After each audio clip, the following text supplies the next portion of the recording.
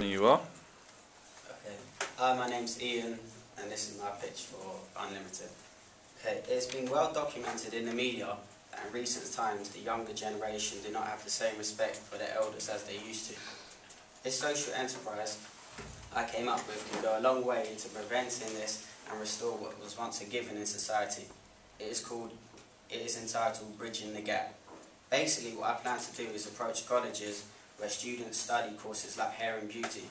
I then would invite them into old people's homes in their community where they would go once, for example, every 2 months to give the elderly people there a haircut or a manicure, for example, and like pamper them. The students would be accompanied by their teachers, meaning that they would be supervised and helped also by other care workers that work in the home. This would be a win-win situation, as not only would the students benefit and gain experience in their chosen field, but they would also be offering a good service to the elderly people living there, thus helping to bridge the gap between the old and young, resulting in a better community. Not only would this provide vital experience for the students, but it would also be a great thing to put on their CV, which would help with their future job prospects.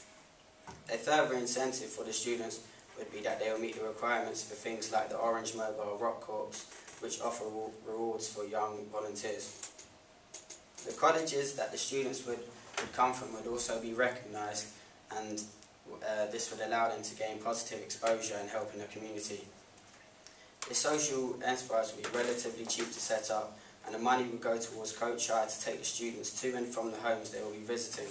The remainder of the money would be used to purchase equipment like hair clippers, scissors, files, nail polish, and whatever else is required. Things like this would help the stigma behind the young generation disappear, and would go a long way to creating better relationships between young people and their elders, as well as creating a better community. Thanks for listening.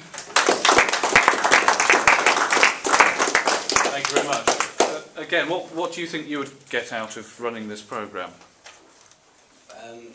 It would help with, I guess, my interpersonal skills, communicating with people from different age groups, and also like feeling good about helping other people. And how do you think you're going to get this to work? Because obviously you've got students who are kind of very busy doing their own part-time jobs and stuff like that, and then have you got an idea of how they're going to connect? Well, are you going to make them do it, or?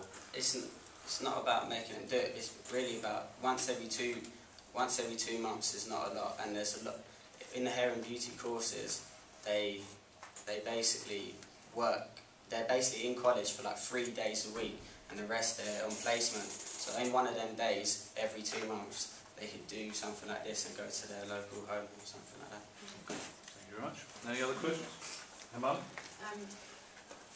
Students who do hair and beauty are like the smallest fraction of young people. How do you propose to get the rest of them to respect their elders? Does that make sense? Yeah, it's about just targeting them and using them. But it's so you're saying beauty. I'm using hair and beauty as a tool, as a means to get them. Using that as an example, though, so with other courses you do similar things, but using that as an example.